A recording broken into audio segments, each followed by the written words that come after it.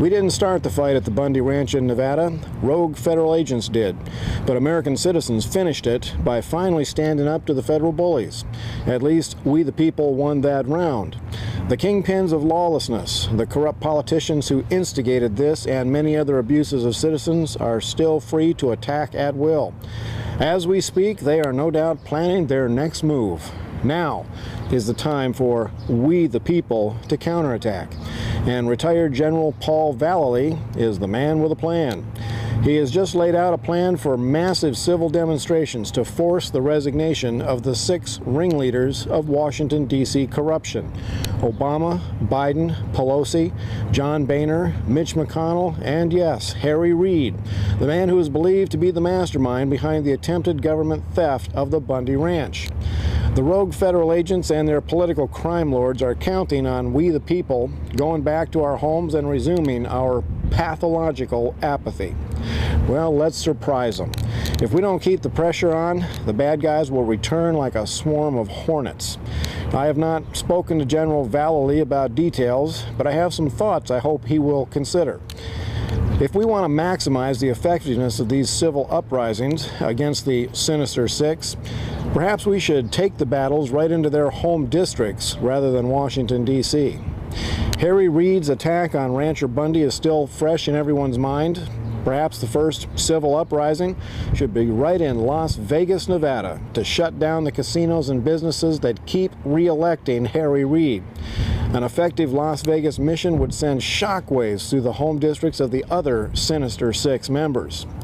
General Vallely reminded us that the Declaration of Independence itself says that whenever any form of government becomes destructive to these ends, it is the right of the people to alter or abolish it and to institute new government. Impeachment, the first option, is not available because the political corruption has overrun that branch of government. General Vallely states that our nation is self-destructing before our eyes because of inept and incompetent leadership. Personally, I think it's a little more sinister than incompetence. We the people have the law on our side. Morality and ethical responsibility demands that we take action. We will never find better leadership than with General Vallely and the other retired military professionals. I truly believe that this may be our now or never moment. It's time for the Sinister Six to feel the heat.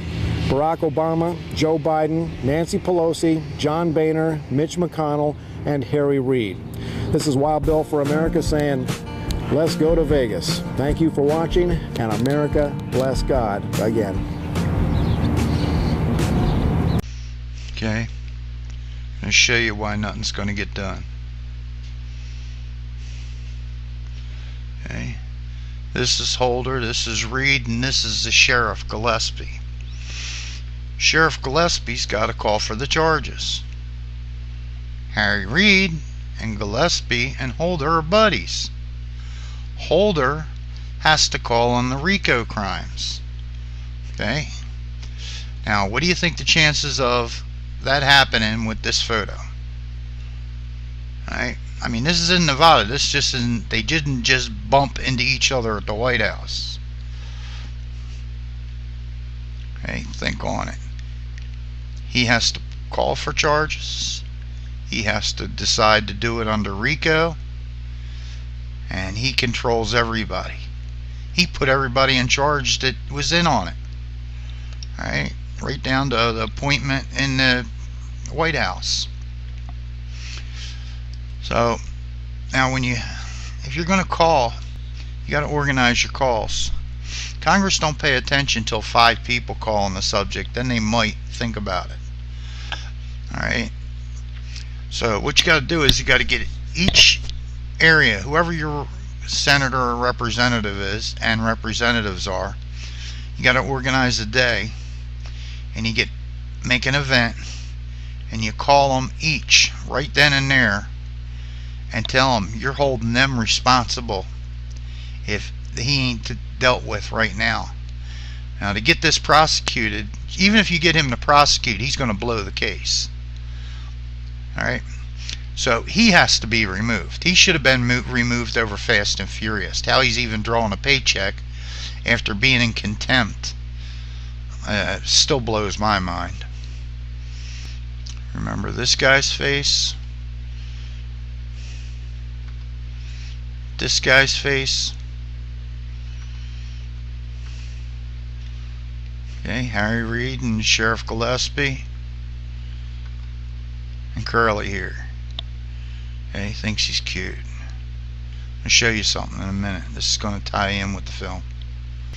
Okay, it looks like they cleaned it up and pulled, but thanks to being able to pull stuff, I was able to find this. This is it. The mental militia. It was topic: CCW holder shot at Costco by police. The man shot by police outside a Summerlin Costco store on Saturday was a graduate of the U.S. Military Academy at West Point with a master's degree from Duke University, friends said.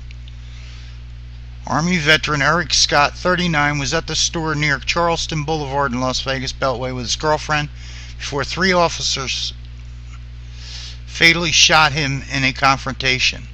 Friends of an attorney speaking on behalf of Scott's relatives described him as a good man with a military family. His father was in the Air Force and his grandfather fought in World War II. Friend Mike Polster said, "The most loyal, honest, trustworthy, soul-of-the-earth guy you could meet," said Posteri, 38. "You only meet 1 or 2 of those kind of guys in your life, and Eric was one of them." For now, the police side.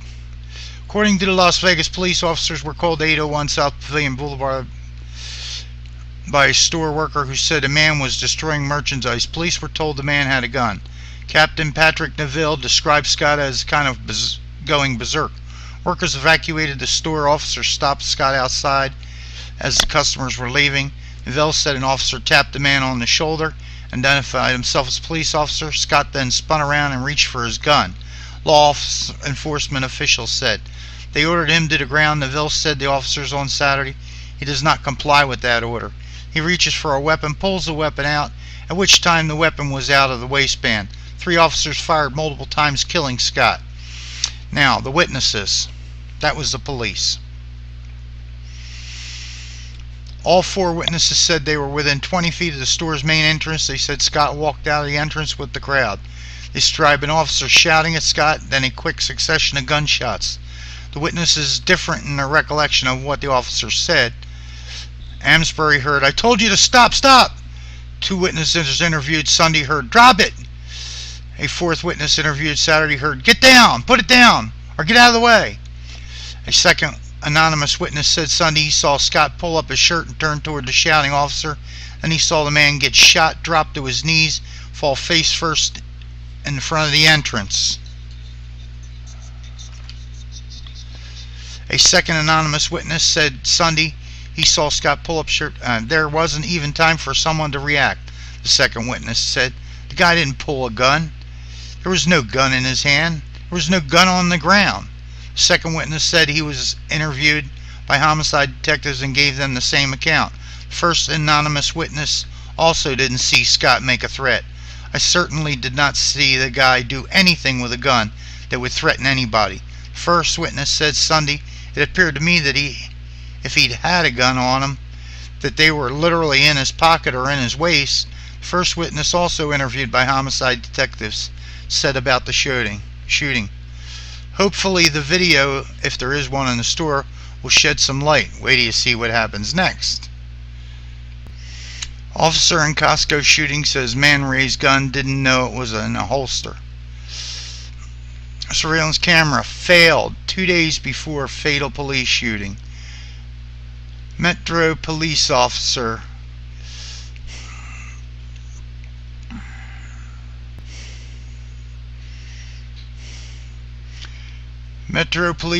William Osher testifies about shooting Eric Scott during coroner's inquest at the Regional Justice Center Thursday. Mosher was the first. Okay.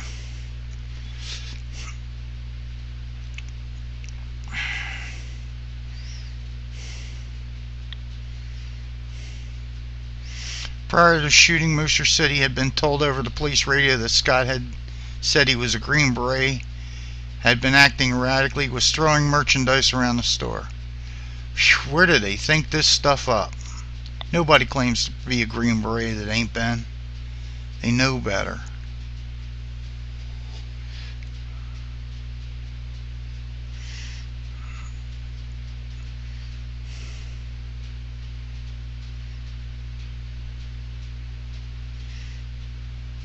You can pause this and read it if you like. Just going to get on with it. All the man had on him was a BlackBerry. He had no gun. We're not even going to look at Channel 8's version because we know they lied. We've seen what they did. We're not even going to click on their page.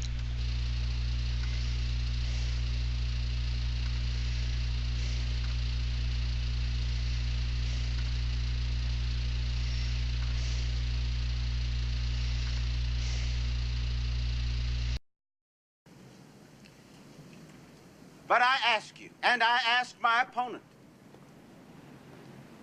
where is the proof? Well, there is no proof because Sheriff McMillan will bust your head if anybody comes forward. Sheriff McMillan has made the streets of our town safe. Safe! And this is the thanks he gets for it. Oh, safe unless you refuse to pay tribute to Tom Cantrell. Safe unless you're a Mexican. Safe unless you don't like the color of your skin or what you look like. All right, Mr. Meadows, I think you've made yourself abundantly clear as to how you feel about what is wrong. Now I'd like to hear how you would make it right. Mr. Meadows, what are your plans for running our city?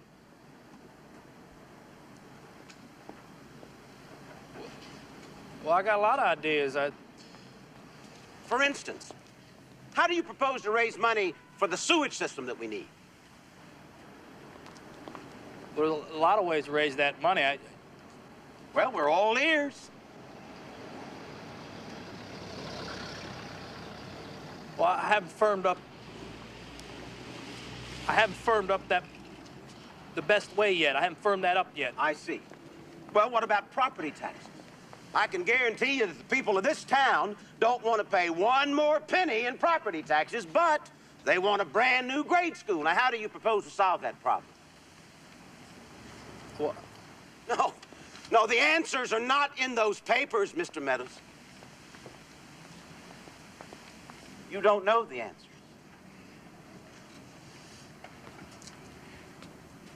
Being the mayor is more than pointing fingers and making accusations. You have got to have the experience. And you have got to have the brains. All I need is a fair chance. That's more than you've given us. But I can run this town. I can run this town. Just as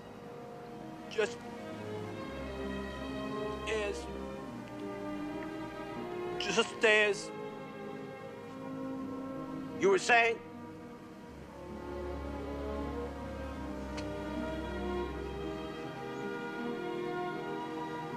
just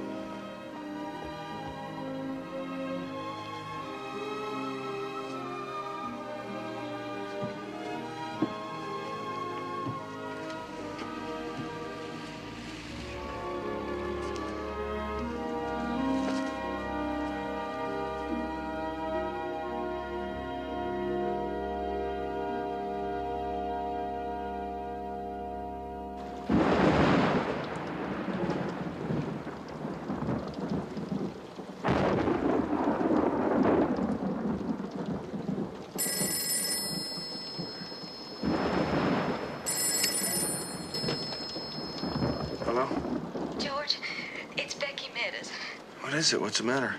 It's Jesse. I need help, George. He's got a gun. I'll be right there.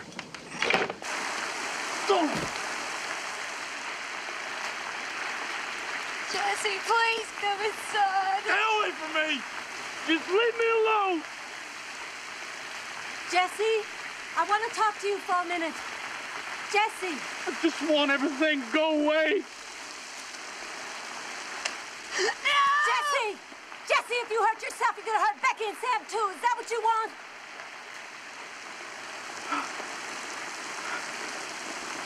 I want you to leave.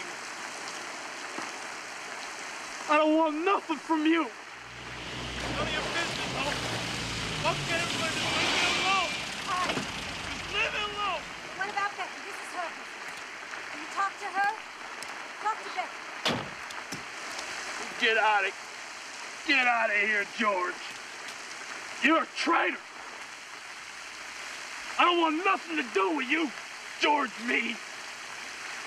Give me that gun, Jesse. I'd just soon shoot you, shoot myself, George. Now you get away. Give me that gun. George, please. Come on, Jess, you can't let it end this way. Let me do it, George. I just want to do it. I can't stand it anymore, George. I can't think straight. I can't talk straight. I don't want to be like this.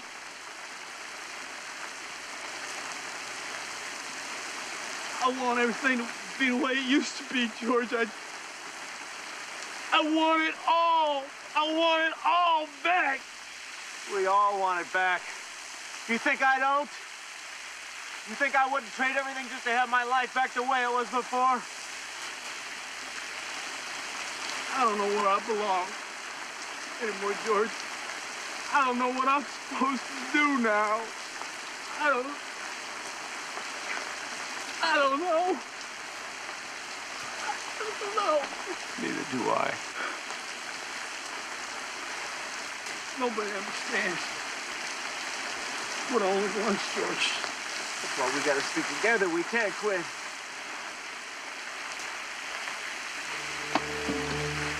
Then why'd you turn your back on us, George? We needed you. That should have been you up there today, not me. Why didn't you stick with us? Why? George, don't you know that's where you belong? I'm sorry, Jess. I just got lost. I swear. I'm just lost, that's all.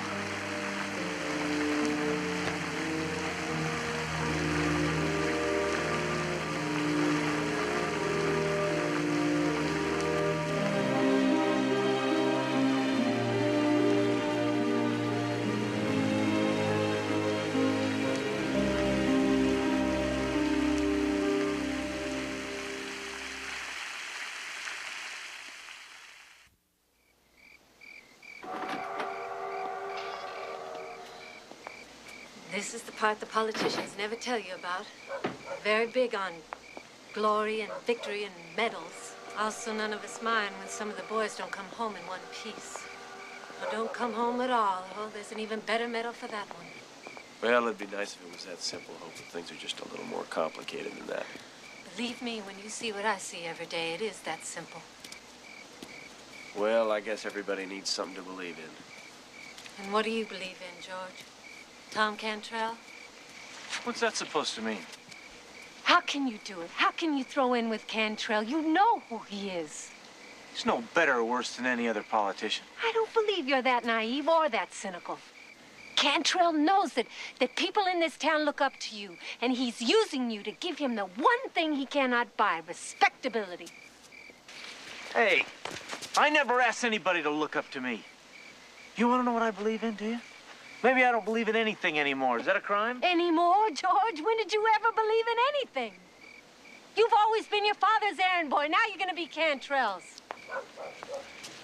Who the hell are you to judge me, Hope? You think you got all the answers, don't you? You know what your problem is? You're too idealistic. You always were. No, it certainly never was your problem. It's because I always saw things for what they were. You always saw things for what they should be. That's exactly right. That's why I married Tim. Tim was right about you, George. You are dead.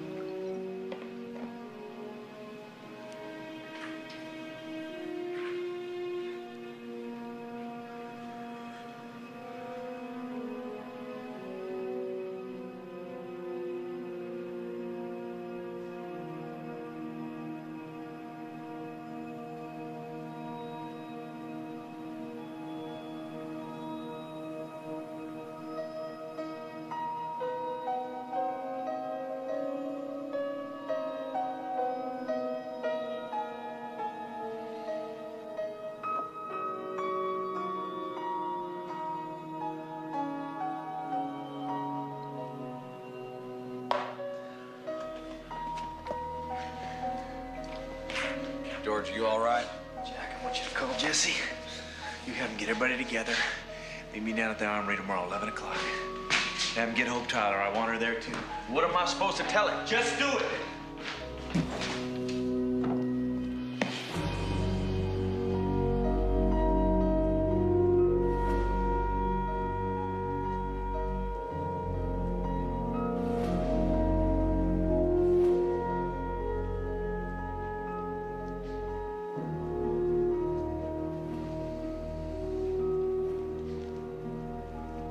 You said I walked out on you. I let you down. And you're right. For a long time, I didn't really know where I belonged. Now I know. And if the offer still stands, I'd like to run for mayor of the Veterans Party. Now, we're only gonna have one chance. We gotta make it count. It's gonna mean hitting the streets, it's gonna mean knocking on doors, it's gonna take every minute of every day from now until the election. We can't just talk to the vets anymore. We've gotta take this message to everybody in this county. Now, if everyone who's complaining about Cantrell votes for us, he won't have a chance. If they don't, well, then they deserve him. Was it the war that made you so self-destructive? Or did it make you just plain stupid? Well, I'm sorry it embarrasses you. You have embarrassed yourself. You could have ridden Cantrell's coattails right to the Capitol. But no, you had to throw in with a bunch of losers and shake everybody up. Those losers won the war for you. I am warning you, George. You're taking on the wrong man. If you lose this election, and you will lose it, your name isn't going to be worth a good spit in this town. You're going to have to start over someplace else. And let me tell you, Tom Cantrell has a very long reach. Tom Cantrell's time is up. He better face it, and you better face it. There's something else you should keep in mind, George. You've got less than 30 days to mount a campaign. You are going to need a miracle, and that doesn't come cheap. You're going to have to look to a lot of people for favors. And if the miracle should happen, don't think those people won't come back to collect. You've got to give to get in this business. And in a year, or maybe two, you'll be doing the same things you hate Cantrell for now. It's the nature of the beast, George.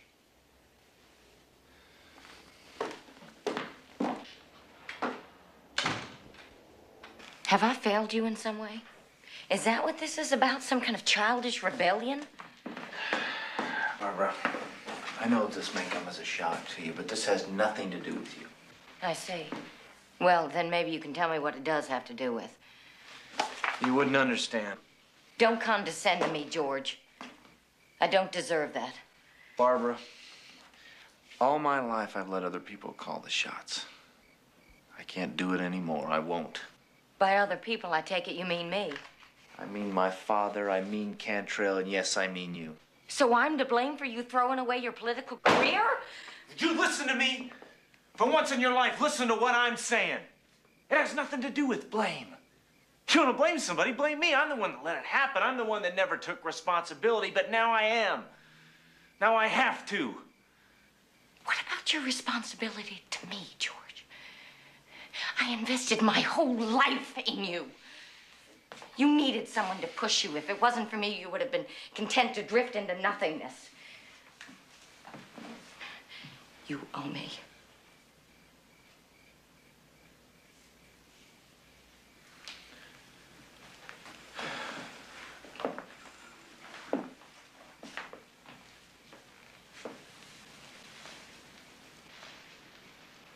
Barbara, I am drifting. That's all I've ever done. Except for during the war when I stood for something. I fought for what I believed in, and it felt good. Then I came home and you wanted everything to be just like it was, just like I'd never left. And I tried. Really, Barbara, I tried, but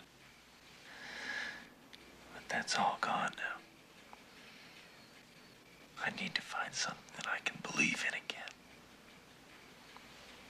Now I have a chance here to do something good, something that can really make a difference. And I'm gonna take it. Why didn't you ever tell me you felt this way? I tried. But you were too busy planning my future to hear me. All right, George. You've made yourself clear. You've chosen your course. I won't stand in your way. But I want you to know I have no intention of letting you drag me down with you. I won't be married to a loser. There's a price for everything, George. Maybe you should think about that.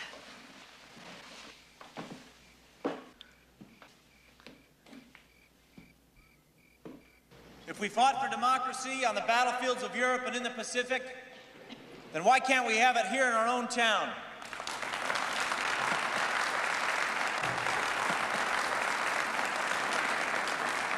Because Tom Cantrell won't let us, that's why. So on Election Day, I want you to say no to the Cantrell machine.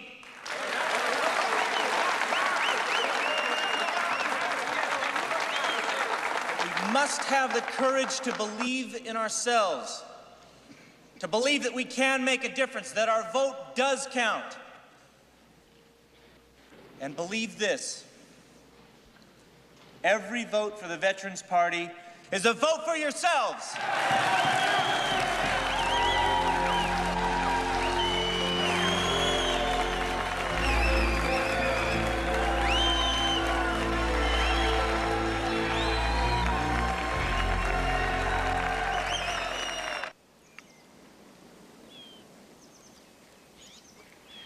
Got a little rusty, Henry. Well, I don't get to play much anymore. Things busy down at the office? It's been a good year. Well, glad to hear it. You know, I like to think that I've had a hand in helping your firm along, Henry. Yes, Tom, you've been good to us. Oh, happy to do it. Happy to do it. Of course, I don't think I have to tell you how disappointed I am in George. No, you don't. He has said some very distressing things. Slanderous, really. You know, I was hoping you might have a word with him, see if he would agree to tone down his rhetoric. Don't tell me you're getting nervous, Tom. A good politician's always nervous, Henry. Of course, George is going to lose, but, you know, there's no point in putting ideas in people's heads, make them restless. What makes you so sure he's going to lose? The Mexican. The Mexican. Nobody's going to vote for the Veterans Party as long as there's a Mexican on the ballot. Not in this town. Not in any town I know. Am I wrong? No. You're exactly right.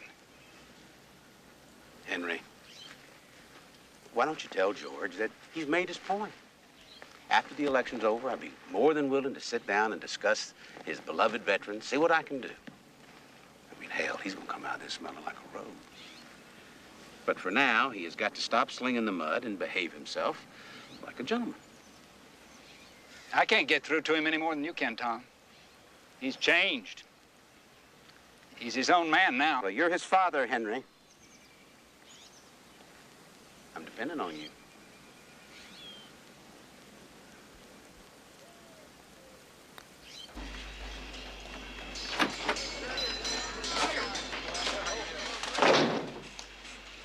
What's it say? The election were held today. Still beat Cantrell by 2-1. How about the phones? Lots of support, lots of good lucks, but very few committing either way. Well, time for more radio.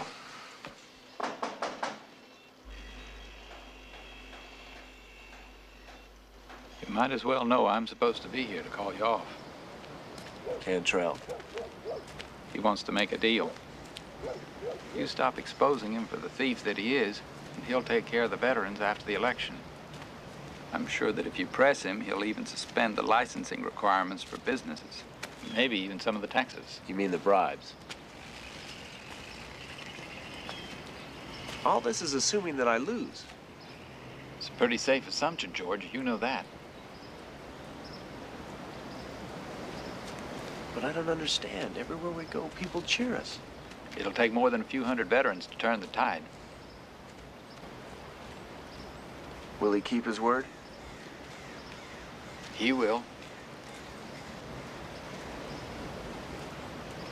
I don't know. What do you think, Dad? The truth? A few weeks ago, I would have told you to make the deal. But everything's changing, George. The town has changed. You've changed. I don't know what surprises me more, that you made a believer out of me or made a believer out of yourself. Either way, it scares me. I'm too old to have everything shifting around me. But even I can see that Cantrell's got to go. He's out of control. He's gone too far. We were friends, you know. Ever since we were children. That's a long time ago. George, you really want to win this election? Of course I do. You know I do. Are you willing to do what it takes? Be ruthless? Well, I don't understand. What are you talking about? You've got to take Juan Medina off the ballot. Nobody's going to vote for a Mexican. The town's not ready for it. It's as simple as that. No, I can't do that. I won't do that. He's one of us. Is he worth losing the election for? We're not talking about right or wrong here. We're talking about reality. We're talking about politics. With him, you lose. Without him, you got a chance. It's up to you, George.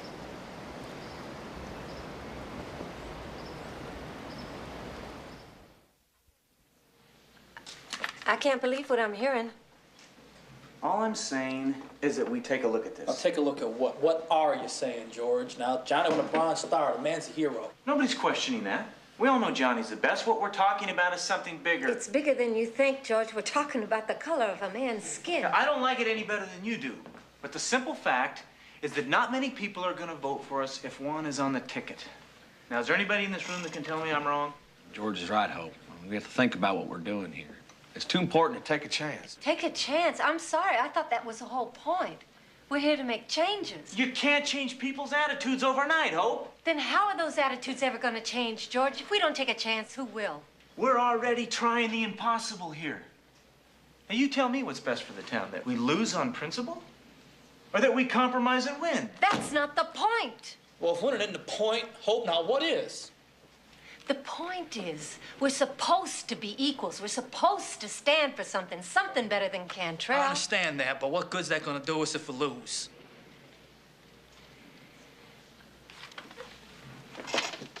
Oh, good.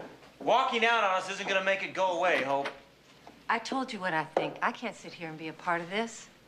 If we compromise this today, what are we gonna compromise tomorrow?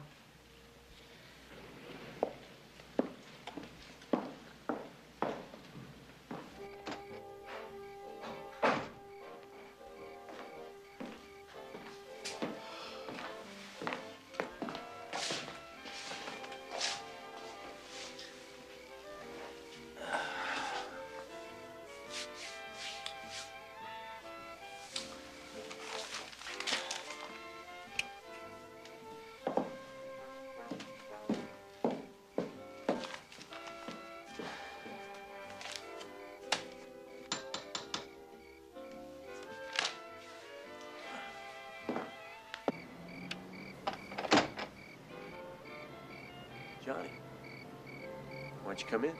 No, George, I can only stay a minute.